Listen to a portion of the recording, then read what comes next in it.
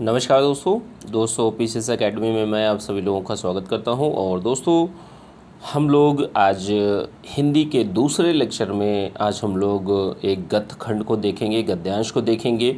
ठीक है, और गद्यांश संबंधित जो यूपी पीसीएस मेंस में, ठीक है, यूपी पीसीएस मेंस में जो प्रश्न पूछे जाते हैं, ठीक है, कल हम लोगों ने एक लास्ट लेक्चर जो हिंदी वाला देखा था, तो उसमें हम लोगों ने बात की थी एक गद्यांश को देखते हुए जो प्रश्न थे, जो अंडरलाइन जो लाइनें थी, वाक्यांश थे, तो उनके हम लोगों ने व्याख्या देखी थी।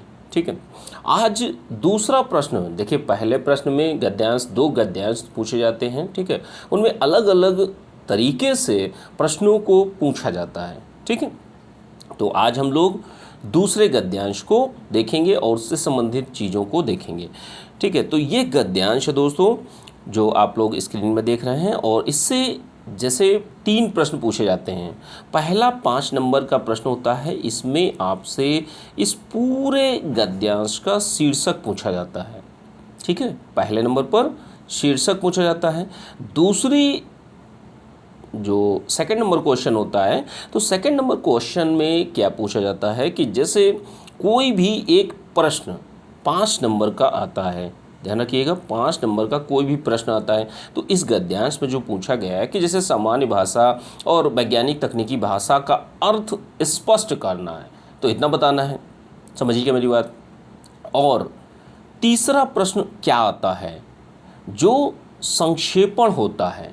ठीक है, ध्यान रखिएगा, संक्षेपण, तो संक्षेपण जो होता है, संक्षेप में आपको चीज़ों को लिखना होता है। जैसे ये पूरा पैरा है, तो पैरा जो गद्यांश दिया गया है, उस गद्यांश को संक्षेप में अपने शब्दों में लिखना है।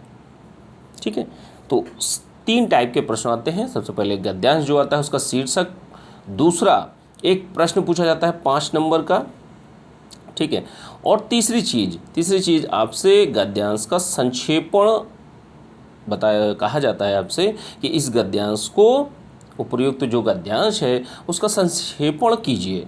ठीक है, तो ये कुछ प्रश्न थे इससे संबंधित। तो सबसे पहले हम लोग अच्छे से पैराग्राफ को देख लेते हैं कि जैसे प्रबुद्ध मानव और अन्य प्राणियों में सबसे बड़ा अंतर है मानव की वह क्षमता है जिससे उसने भाषा का विकास किया है। भाषा की आवश्यकता इस बात से स्पष्ट होती है कि बिना उसके मानव का कोई भी काम सरलता से संभव नहीं है। ठीक है, इस भाषा को वह अनेक तरह से आवश्यकता अनुसार प्रयोग में लाता है। इसलिए जब हम बातचीत के लिए भाषा का प्रयोग करते हैं तो भाषा सामान्य होती है। तो देखिए, सामान्य भाषा पूछी गई थी। सामान्य भाषा क्या होती है? जो हम लोग आम बातचीत में जिस भाषा का प्रयोग करते हैं उसे सामान्य भाषा कहते हैं। जब हम उसका प्रयोग कविता, कहानी, नाटक, उपन्यास आदि लिखने के लिए करते हैं तो उसे साहित्यिक भाषा कहते हैं। और जब हम वैज्ञानिक या तकनीकी विषयों के बारे में जानने के लिए भाषा को माध्यम बनाते हैं तो उस भाषा को क्या कहते हैं? वैज्ञानिक या तकनीकी भाषा। तो दूसरा प्रश्न देखिए, साफ साफ लिखा हुआ है, इसी को आपको उसी पैराग्राफ के अनुसार लिख देना है। ठीक है, ध्यान रखिएगा। तो दूसरा प्रश्न तो हम लोगों का कंप्लीट हो गया, साहित्यिक भाषा और वैज्ञानिक भाषा। साहित्यिक भाषा क्या होती है? साहित्यिक भाषा जो वो होती है जो साहित्यिक भाषा नहीं, सॉरी, सामान्य भाषा। सामान्य भाषा वो होती है जो हम लोग आम बोलचाल की भाषा में प्रयोग करते हैं।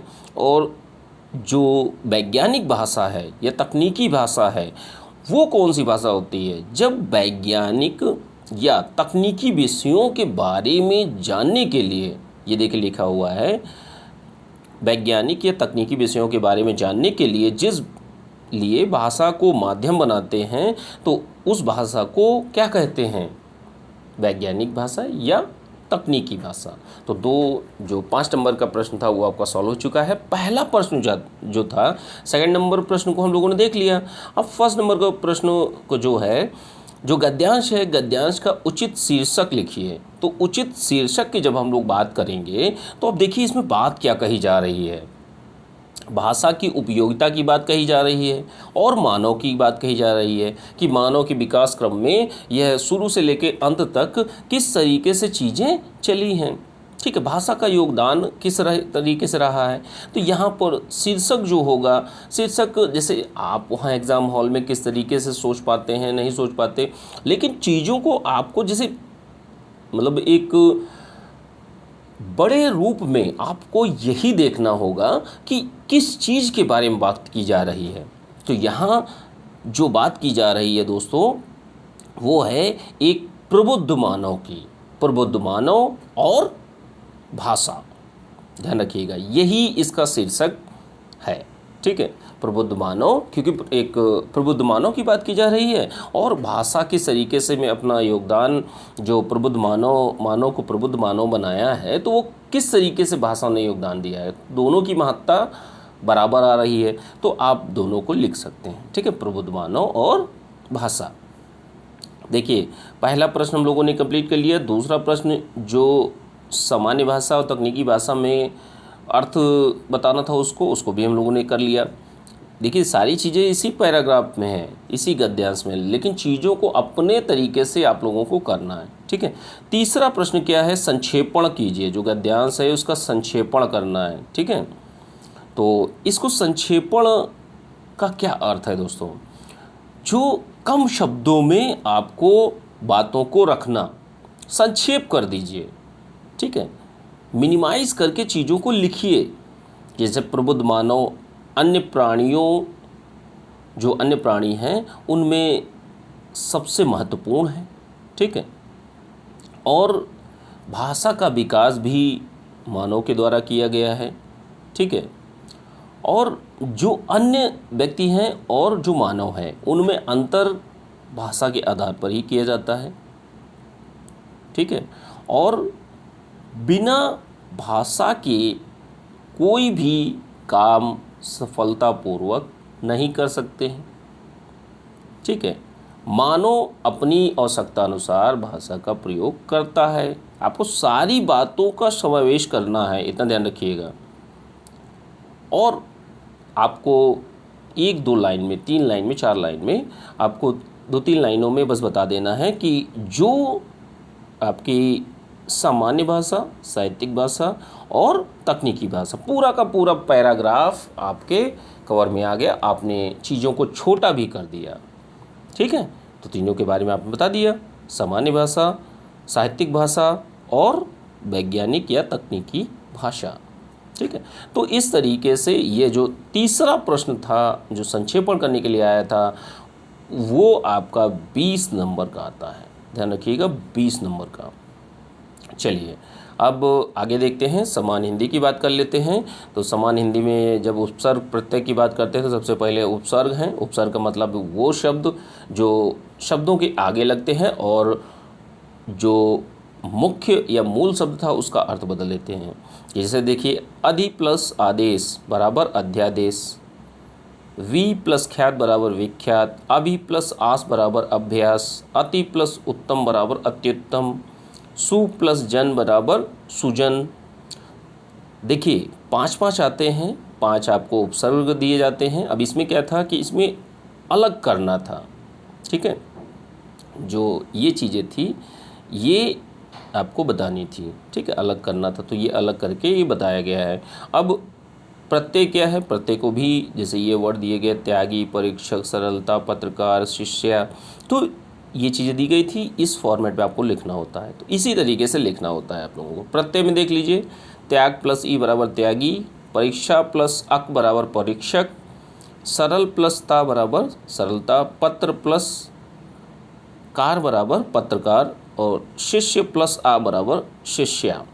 ठीक है, चलिए आगे देखते हैं, विलोम शब्दों को देख लेते हैं। कुछ विलोम शब्द एज अ रिवीजन आप लोग देख लीजिए।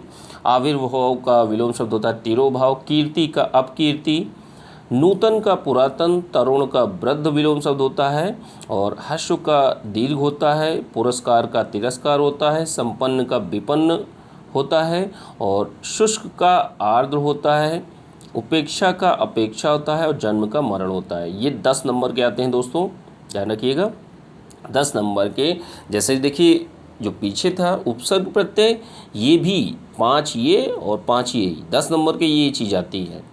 और आगे जो आता है आपका विलोम शब्द, ये भी आपका 10 नंबर के 10 विलोम शब्द आते हैं। वाक्यांश, ये भी आपका 10 नंबर का आता है। प्रत्येक 2 नंबर का होता है कि जैसे वाक्यांश लिखने के लिए आता है, ठीक है। जैसे गुरु के समीप रहने वाले को क्या कहते हैं? अंतेवासी कहते हैं, ठीक है, एक शब्द, ठीक है।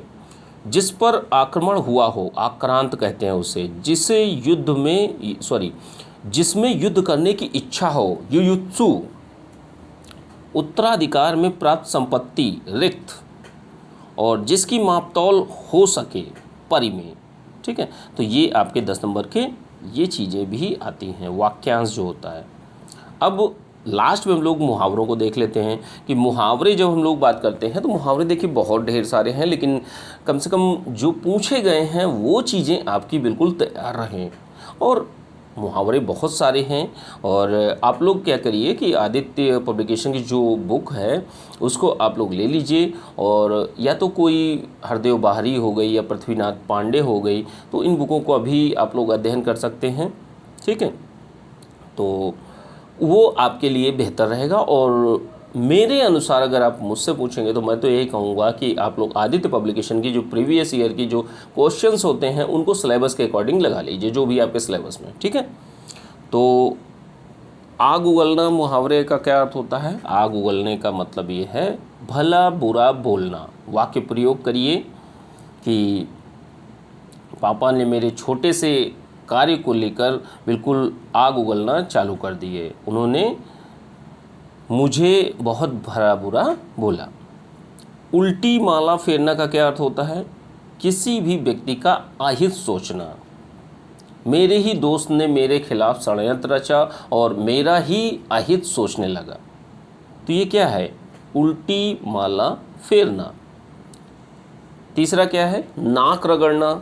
नाक रगड़ने का क्या अर्थ है? नाक रगड़ने का अर्थ यही है कि दीनतापूर्वक प्रार्थना करना, ठीक है। अब देखिए गांव में, जैसे एक गांव है और गांव में एक व्यक्ति ने अपनी पूरी गलती मान ली और नाक रगड़ करके दीनतापूर्वक प्रार्थना करता रहा कि मुझे इस गांव में रहने दीजिए, लेकिन गांव के प्रधान जी ने उस व्यक्ति को गांव में रहने नहीं दिया, उसको गांव से निकाल दिया। तो यहाँ पर वह व्यक्ति नाक रगड़ता रह गया।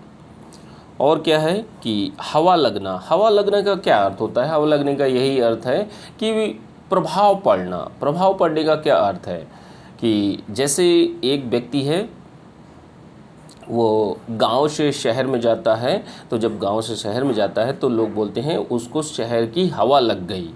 तो हवा लगने का मतलब वहाँ के परिवेश से के अकॉर्डिंग वह रहने लगा। और जब गांव में आता है तो गांव में लोग वही बोलते हैं क्योंकि उसने परिवेश के अकॉर्डिंग चीज़ें नहीं अपनाई। तो कहते हैं उस बच्चे को हवा लग गई है, या उस व्यक्ति को हवा लग गई है शहर की या अन्य चीज़ों की। और क्या है? एक तो करेला दूजा नीम चढ़ा। अब इस मुहावरे का क्या अर्थ है कि एक के साथ एक दूसरा दोष लगना, कि जैसे मेरी पढ़ाई तो हो भी नहीं रही थी, ठीक है, मेरी पढ़ाई तो हो भी नहीं रही थी, ऊपर से ढेर सारे काम मम्मी जी ने और दे दिए। तो फिर क्या है? इस पर यही बात आती है कि एक तो करेला ऊपर से नीम चढ़ा। एक तो पहले से ही बुरा स्थिति चल रही थी पढ़ाई की, ऊपर से अन्य कार्यों ने भी पूरा बदल दिया, ठीक है। और क्या है? मुंह लगाना। मुंह लगाने का मतलब होता है शोक करना। किसी भी व्यक्ति को, जैसे छोटे बच्चे हैं तो छोटे बच्चे को बड़े लोग यही कहते हैं कि छोटे बच्चों को मुंह नहीं लगाना चाहिए, ठीक है। तो यही है कि मुंह लगाने का अर्थ है उनको ज़्यादा बोलने से, मतलब उनको बिल्कुल बराबरी स्तर पर लाना और अपने अनुसार वो जो कुछ भी बोल रहे हैं उसको एक्सेप्ट कर लेना। तो ऐसा नहीं है, मुंह नहीं लगाना चाहिए किसी को भी। और क्या है? जैसा देश वैसा वेश। संस्कृति के अनुसार वेशभूषा बदलना। इसका क्या अर्थ है कि जैसे कोई ए नाम का व्यक्ति विदेश गए, वहाँ पर जाने के बाद उनकी वेशभूषा अलग हो गई, पहनावा अलग हो गया। जब वो इंडिया आए, इंडिया आने पे उनकी वेशभूषा अलग हो गई। तो कहने का अर्थ है जहाँ जिस क्षेत्र या जो देश है उसमें रहने के अनुसार, जैसा देश हो आपको उसी के अनुसार वेशभूषा पहननी चाहिए। हजामत बनाना, हजामत बनाने का मतलब लूटना। बदमाशों ने क्या किया कि गांव में 3-4 घरों में हजामत बना दी। हजामत बनाने का मतलब यही है कि 3-4 घरों को लूट लिया। ठीक है। और क्या है, अगला क्या है, जैसे नागनाथ वैसे सांपनाथ, दोनों एक जैसे बुरे होना।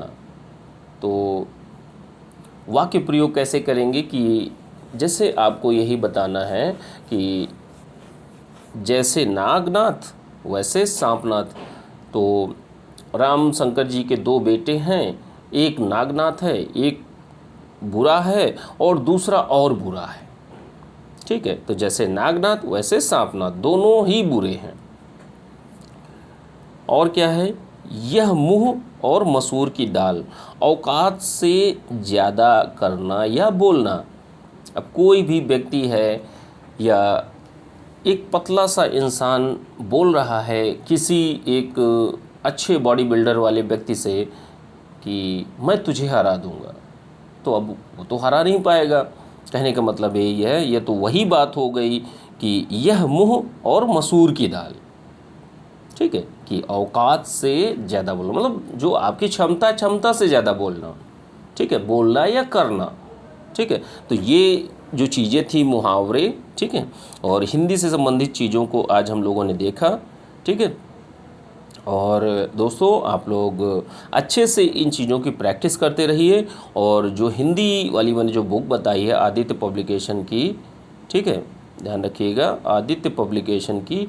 तो आदित्य पब्लिकेशन की आप लोग बुक ले लिए, बहुत अच्छी बुक है। उसमें प्रीवियस ईयर के जितने भी प्रश्न हैं, RO, लोअर सबऑर्डिनेट और यूपी SSC के जितने भी एग्ज़ाम्स में पूछे गए हैं उनको आप लोग रट डालिए। जो भी आपके सिलेबस में, जैसे वाक्यांश है, विलोम शब्द है और उपसर्ग प्रत्यय है और लोकोक्ति या मुहावरे हैं।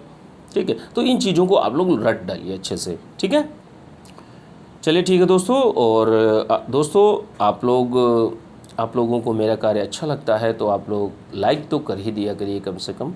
ठीक है, चलिए ठीक है, थैंक यू देखने के लिए।